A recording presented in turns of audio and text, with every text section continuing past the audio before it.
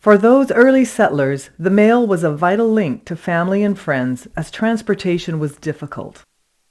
The first people that came to Parksville, as far as I know, was the Hearsts. And they had a small hotel on the telegraph office down just before you get to Englishton River. And then Mr. Parks and his family came in, Theodore Parks. He was our first postmaster. In 1887, the following year, at Nelson Park's suggestion, the post office's name was changed from Englishman River Post Office to the Parksville Post Office, hence the community's name. And in those days, you had to row out with a canoe from here to meet the boat. And they just dropped the mail and whatever provisions was ordered into this canoe, and they'd bring it ashore.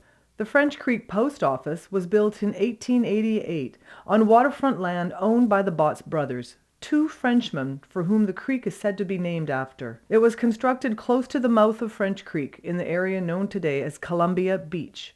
A neighboring farmer and fisherman, Harry Lee, was appointed the first postmaster in French Creek. They used to also run the mail from here to Comox by a man by the name of Pillar from French Creek. When the first train arrived in Parksville in 1910, it brought faster mail service with it, and the French Creek mail was redirected to the Parksville Post Office, now located in the town center.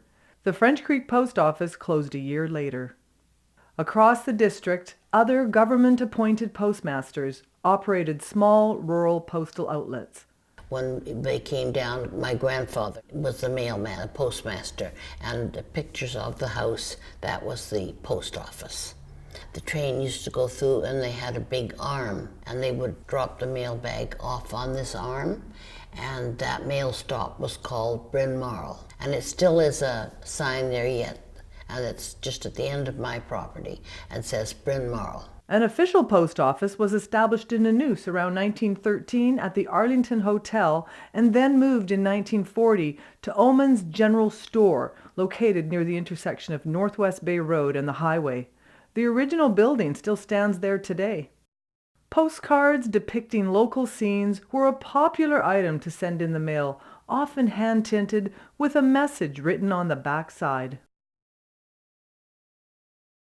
The other small post office building located on the museum grounds was established in 1914 at Craig's Crossing and was operated by Jim Craig until 1935.